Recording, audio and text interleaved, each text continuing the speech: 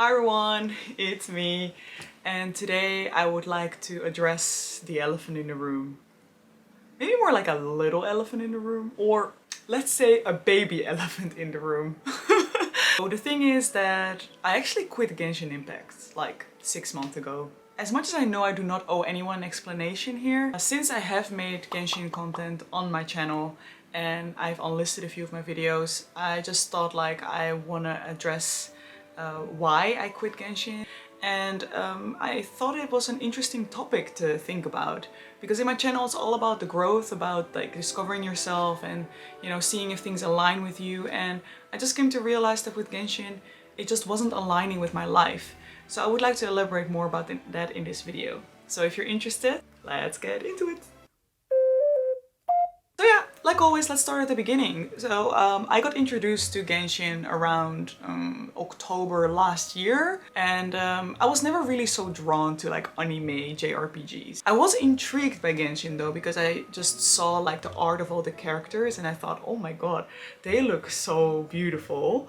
And I remember thinking like, what is this game really about? Even though I was very skeptical about it. But I remember when I got introduced to it and I actually just gave it a shot, that I was really impressed by the game. The game was beautiful, the whole open world. I remember like walking on the plains of Mondstadt and just grabbing my first Rosetta fruit and like hitting the trees. Even the opening cutscene, you know, when you had to choose if you were gonna be a male traveler or female traveler, and you're just very intrigued by the storyline as well. The music was very beautiful. There was nothing to hate about it. The thing is, at the beginning you have no idea what you are really getting yourself into, and I think that is the whole thing with Genshin. It draws you in. It does it really well, and at the same time it's a free game. I was always really skeptical about gacha games. I mean, I still am actually. And this video is going to confirm as to why I am anyway, foreshadowing. But yeah, I was always very skeptical about gacha games, so I wouldn't even try them because I always thought they were just like money hungry games, you know, they just are out there to get you. But no, I was really impressed by Genshin. I also love how the battle system is so satisfying, you know, with the elemental reactions, and just we have so many characters and all of them are just so beautiful. You can see that they really took the time to create interesting characters. I cannot deny that, and that's also the reason I was totally hooked. So what went wrong? I mean, I'm raving about this game, about how everything is so beautiful and how the characters are great, how the storyline is great. So what went wrong? And really, it is the whole thing about that you are starting to feel you're just grinding and grinding and grinding. So let me elaborate. What I was just saying about the start, right? You find everything beautiful, you're exploring the world, you're doing the storyline, and it's a free game. So you always feel gratitude. You always feel like, oh, it's a free game. All these events that Hoyoverse is doing for us. I don't want to complain, like I'm not paying a penny to play this game. In a certain way that's totally true. Where it starts going wrong actually, but you don't realize that this is happening, you start to realize, okay, there's a gacha system, right? So to get new characters, you need to collect primogems, and to get primogems for free, it takes a freaking long time. When I realized how long it takes to get like a 10 pull or even 1 pull, you kind of gasp, but you're like, all right, well, anyway, it's a way for me, you know, to get free stuff. And that always stays a valid argument.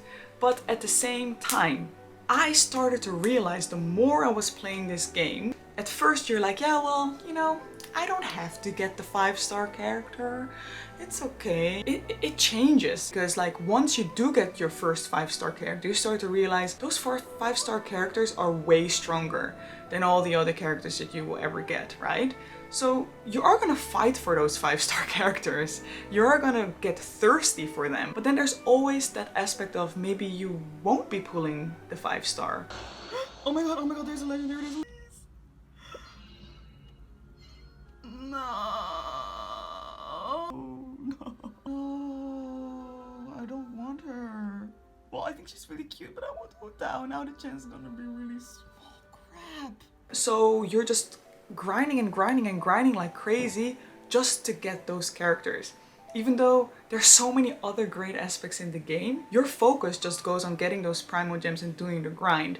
So I remember just like being so addicted to the game that I would just be thinking about logging in, getting my dailies done, running like a madman through the world just to find chests, even looking up online where can I find them so that I can get as many primo gems as I can. Or how do I quickly run through a mission so that I can get my 30 primo gem? How much time goes into that?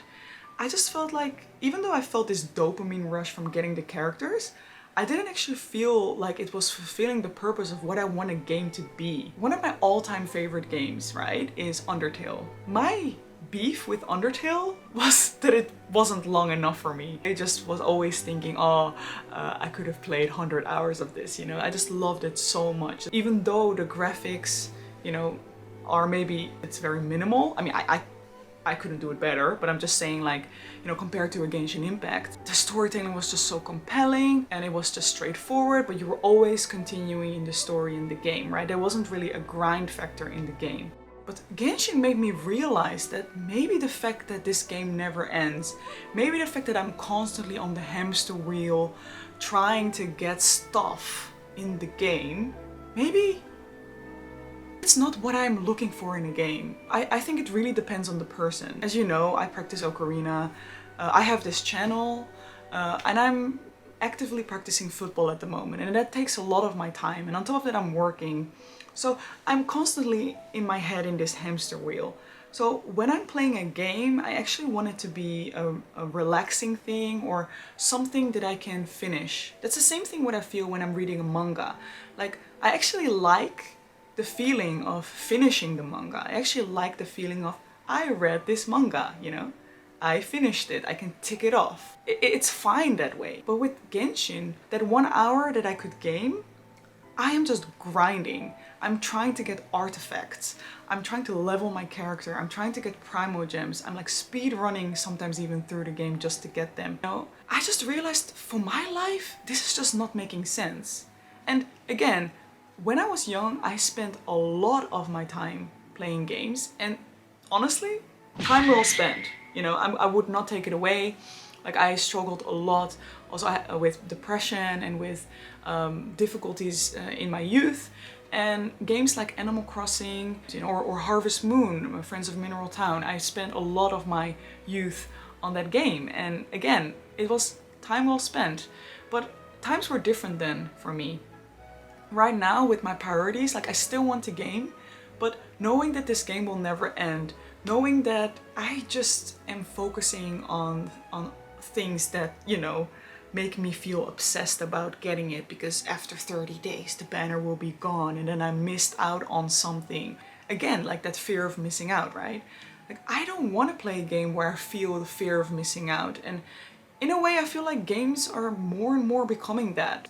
Becoming this thing where they're trying to keep you in the world forever in that kind of space of like, yeah, but it's a free game. For me, it just doesn't work, and it's just not aligning with my life. In fact, I have to make a confession. The last 2 months I became a Welkin player. I mean, it's not that much money. I think it's like €5 a month that you are paying to the game. Really, like, I would never spend money on a game. You know, okay, it is that I didn't buy Genshin Impact, right? So I felt it was justified. But really the reason why I became a Welkin player was because I realized with the 1 or 2 hours that I do have to play in a day, I just cannot get done what I want to get done. So through becoming a Welkin player, I was kind of dimming that obsessive nature of like, I have to get primo gems, and that gave me the time to focus on other things. I just felt like, no, it's not aligning with my life.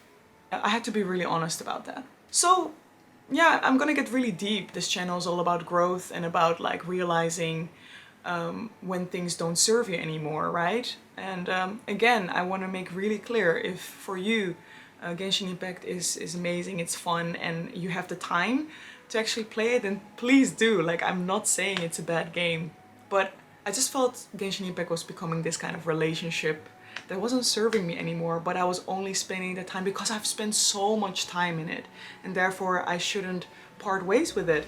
But I think that, you know, that's life. There's gonna be many things in your life where you realize, okay, this is actually not serving me anymore. And I think rather than just sticking to it because that's the thing you're used to and because you spent a lot of time on it, in those times it's okay to just be like, you know what, I spent time on this, but that ship has sailed. I'm done with it. Therefore, that's my reason. I'm done. It's time to let it go.